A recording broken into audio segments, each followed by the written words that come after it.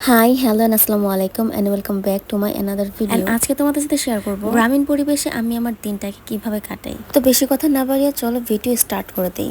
সবাইকে good morning. আর এখন বাজতেছে 7:35 আর এখন এই মাত্রই আমি ঘুম থেকে উঠলাম। আর আমার সাথে মানহাও ঘুম থেকে উঠে গিয়েছে। আর ঘুম থেকে ওঠার পরে কেন জানি মানহা খুবই চুপচাপ ভদ্র নম্র একটা বাচ্চা হয়ে যায়। মানে সারাদিন যে এত দুষ্টুমি ফাজলামি করে ওকে দেখলে সেটা এখন বোঝাই যায় না। তো যাই হোক, এখন আমি আমার কাজ স্টার্ট করে দিব। আর সকালবেলা উঠে প্রথমে আমি যেটা করি সেটা হচ্ছে আমার বেডটাকে ক্লিন করা। তো এখন আমি আমার এই পচা বেডটাকে এত সুন্দর করে ক্লিন করে নিয়েছি। তো বেড তো ক্লিন করা ডান। আর এখন চলে যাব আমি রান্না করতে। আর রান্নাটা আমি অফ ক্যামেরাতেই করেছি। তো যাই হোক, এখানে আমি বানিয়েছিলাম বউয়া আর ভর্তার মধ্যে এখানে বানিয়েছিলাম শুটকির ভর্তা আর হচ্ছে মরিচ ভর্তা। আর সকালে এই টাইপের খাবার কিন্তু আমার অনেক বেশি ভালো লাগে, যদিও সবসময় রান্না করতে ইচ্ছে করে। তো যাই হোক, এখানে আমি আমার খাবারটা শেষ করে মানহাকে খাওয়াই নিচ্ছি। আর ওকে খাওয়ানোর পর আমাকে একটু বাজারে যেতে হবে, কারণ বাসায় কোনো সবজি নাই, সবজি আনতে হবে।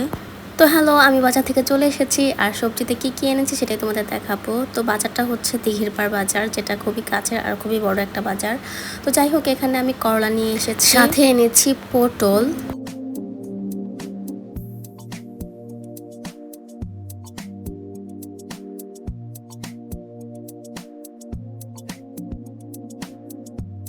আরও এনেছি বেগুন,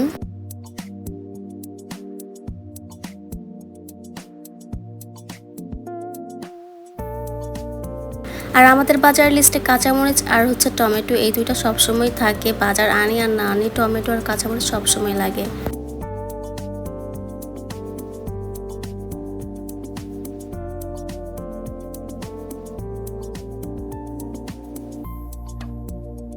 তো হ্যাঁ, এই সব কিছুই হচ্ছে আমার আজকের বাজার, যেগুলো আমি একটু আগে নিয়ে এসেছি দিঘিরপাড় থেকে। আর এর মধ্যে আমি আমার দুপুরের রান্না বান্নার জন্য যা যা কাটাকাটির দরকার হয় সে সব কিছুই কেটে নিয়েছি।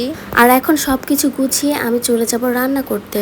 আর যেহেতু মাটির চুলায় রান্না করতে হয়, তো সময়টা অনেক বেশি লাগে আমার, কারণ আমি কখনোই মাটির চুলা তেমনভাবে রান্না করি না।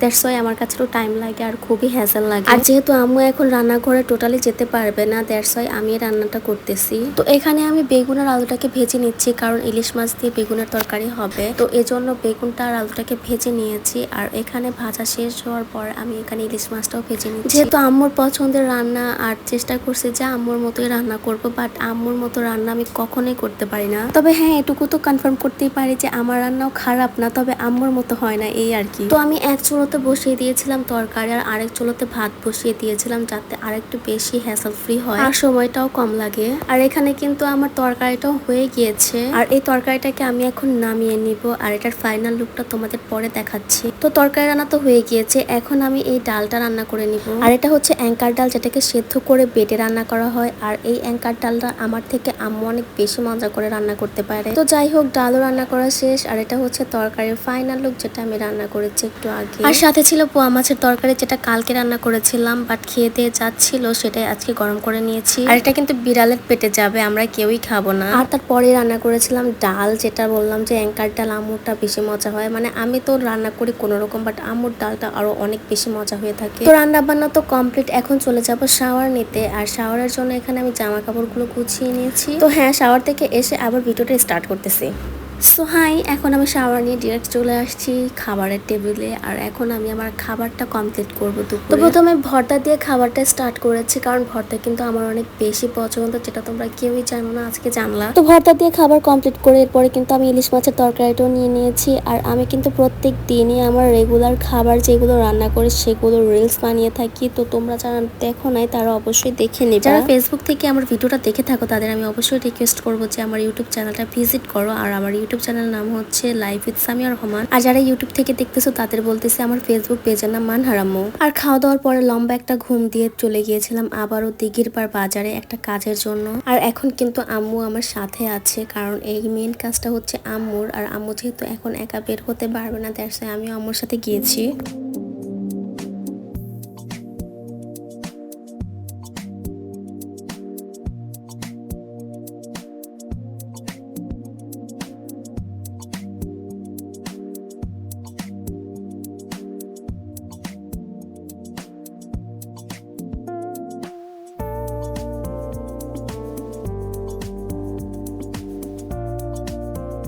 তো দুঃখজনক ব্যাপার হচ্ছে আমরা যে কাজের জন্য এত তাড়াহুড়ো করে বের হয়েছিলাম সেই কাজটা হয়ে ওঠে নাই, কারণ যার দোকানে যাবো তার দোকানটাই বন্ধ ছিল। তো আর তো কিছু করার নাই, দ্যাটস ওয়াই আমরা সেখান থেকে চলে আসি। আর আসার পথে আমি এখান থেকে চটপটি নিয়ে আসি। আর দিঘির পাড়ের চটপটি কিন্তু অনেক বেশি মজার। আমি যার থেকে চটপটিটা নিয়েছি তার চটপটি আরো বেশি মজা যদি আপনি গরম গরম খেতে পারেন। চটপটি নিয়ে এখন চলে যাচ্ছে বাসায়।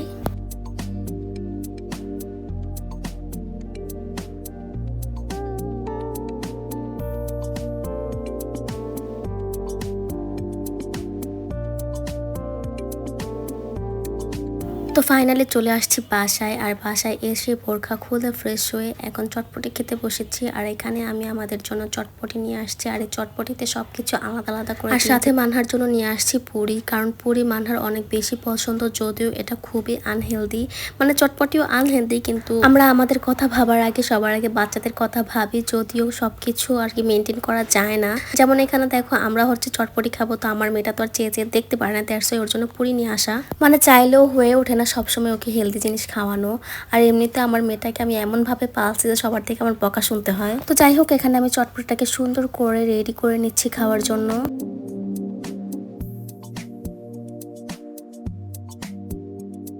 আর এই ছিল আমাদের ইভিনিং এর নাস্তা, যেখানে ছিল চটপটি আর পুরি। আর এই নাস্তা খেয়ে কমপ্লিট করে আমি মানহাকে পড়তে বসিয়েছি। আর আল্লাহর রহমত আর তোমাদের দোয়ায় মানহার রেজাল্ট কিন্তু বরাবরই সবসময় ভালো আসে।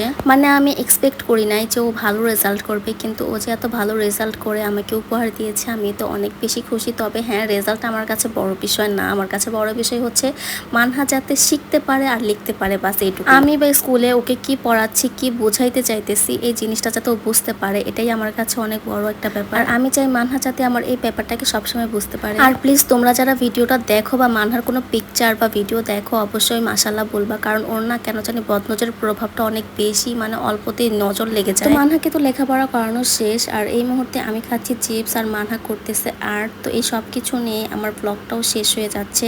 আর লাস্টে দেখানোর মতো কিছুই না, জাস্ট রাতের ডিনারটা করব আর শুয়ে পড়বো। তো এর আগে হচ্ছে যেটা করেছি, আমি এখানে কফি খাচ্ছিলাম, আর কফির কোনো ভিডিও করতে পারি নাই বিদায় এখানে ছবিগুলো অ্যাড করে দিয়েছি। তো যাই হোক, আজকের ভিডিওটা এখানেই শেষ। আর ভিডিওটা কেমন লেগেছে অবশ্যই জানাবা, ভালো লাগলেও জানাইতে হবে, না লাগলেও জানাইতে হবে, কারণ তুমি দেখছো। তো যাই হোক, আজকের ভিডিও ছিল এ পর্যন্ত। সবাই ভালো থাকবে, সুস্থ থাকবে, আল্লাহ হাফেজ, আসসালামু আলাইকুম।